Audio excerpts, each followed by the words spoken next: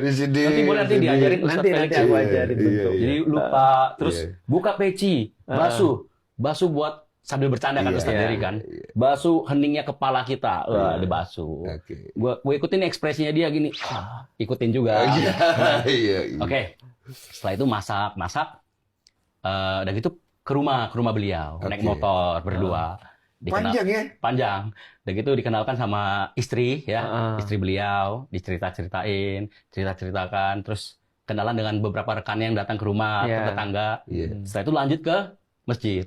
Nah, begitu lanjut ke area masak di samping masjid, beliau nanya, udah kentut belum katanya. Ada apa ini? Sholat. Katanya kalau belum kentut, wudunya belum batal. Belum batal. Ayo masuk ke masjid. Diajak masuk ini ke masjid. wudu yang tadi nih? Wudu yang tadi. Yang sudah berlalu berapa? Sudah berlalu mungkin 1 jam ada. 1 jam. 1 jaman. Ayo masuk ke masjid, lihat-lihat. Nah, karena kebutuhan video, ya kan masjidnya kan bagus, indah, sangat indah. Jadi kameramen ikut. Jadi mungkin beliau menjelaskan lah masjid ini bagaimana, sejarah dari masjid ini kan. Ternyata dalam masjid itu ada ibu-ibu 20-30 orang yang sedang foto-foto Ustaz. Mungkin habis apa ya? Acara lah. Habis acara di sana berkunjung, lagi foto-foto. Ustaz Dery meminta ibu-ibu itu jangan pulang dulu. Bobon duduklah di depan ibu-ibu. Jadi ibu-ibu di sana, kitanya duduk di depan, disuruh duduk. Ada apa ini kok duduk di depan ibu-ibu gitu kan? Apalagi kita kan orangnya nggak enakan. Iya, masa kelihatan dari tadi nggak enakan. Jadi akhirnya kita duduk, mic kasih mic. Wah, apa lagi nih? Ya kan? Karena kita nggak berpikir, nggak mungkin. Gua kan waktu itu kan bener-bener nggak tahu ya. Kita kan belum mempelajari Islam secara detail dan dalam sekali kan. Nggak mungkin dalam hati kita mungkin diajak syahadat lagi, nggak sampai kepikiran gitu. Lu pikir mau kayak ngobrol?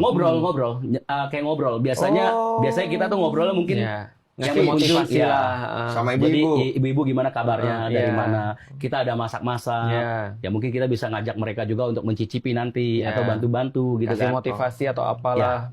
Kadang kan ibu-ibu kadang kan memang nggak jauh dari suka pada kalau misalnya ngeliat kuali besar kita itu mereka suka gitu kan. Ternyata begitu dikasih mic, ayo syahadat. Ya sudah, syahadat. Lu nggak bingung? Kelihatannya bingung sih kayaknya. Oke, begitu syahadat lagi.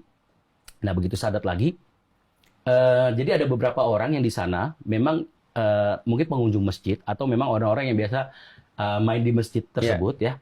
Nerekam pakai handphone, nerekam video kan, ada beberapa lah. Nah jadi begitu udah selesai semua, ibu-ibu ini bener-bener ini loh, nggak pernah kita bayangin. Begitu udah selesai, ibu-ibu nangis. Habis lu ngucapin kata saya, ibu-ibu nangis. Ibu-ibu nangis, ada 2-3 orang nangis. Lu bingung? Bingung Ustadz. Oh ternyata aku sudah mualaf, gitulah. Nah akhirnya ibu-ibu nggak nangis, ngasih uang. Oh, kan dikasih duit? Dikasih duit. Aku tolak kan. Oh, tolak? Gue tolak. Ada yang ngasih 100, 200 kan. Ibu bilang, ini dadakan sih ada yang ibu Kirain juta, ngasih jajan ya. Jajan. Kata Anak kecil baru mualaf dikasih cepet. Kata Ustadz Dery, ini ibu-ibu nggak ada persiapan. Kalau ada persiapan, kamu dikasih 1 M katanya kan. Gitu kan. Ibu-ibu ngasih. Kita tolak. Tapi kata Ustadz Dery, jangan. Karena hukumnya seorang mualaf itu berhak untuk menerima zakat. Iya, Ya, memang ada itu. Harus terima. Kita ambil, ada mungkin berapa ya. Lu ambil. Kita pegang.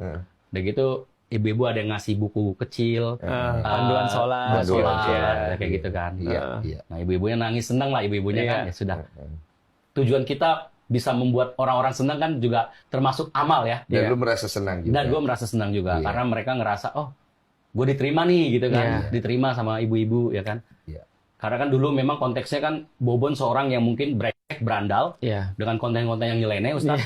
Ya kayak misalnya review LC, prank dan lain-lain. Tapi gue tuh ngerasa sekarang ini gue tuh sangat disayang sama banyak orang. Gitu loh. Nah kalau kondisi kayak begini, kalau menurut Ustadz Felix sebenarnya udah siap atau belum siap? Ya, jadi Bobon tuh mungkin kayak dia tuh udah mau mandi, tapi baru mau masuk ke WC, itu sudah langsung dikasih air, langsung dilempar air, kaget. Tapi setelah itu dia bilang, wah syukur aku nggak perlu masuk lagi ke dalam WC, udah mandi nih sekarang. Nah, jadi aku juga terus terang ketika aku ngeliat Bobon, tadi kan aku seneng, kalau aku langsung follow dengan niatan ya, pertama aku juga nggak mau riding the waves ya, artinya aku juga khawatir kalau seandainya aku kebayang si Bobon pasti ada banyak yang DM, ada yang banyak yang WhatsApp dan segala macamnya. Aku cuma follow untuk kalau aku berniat kalau andaikan saudaraku ini perlu bantuanku, insya Allah aku bantu. Langsung dijawab sama Allah, gitu kan ya.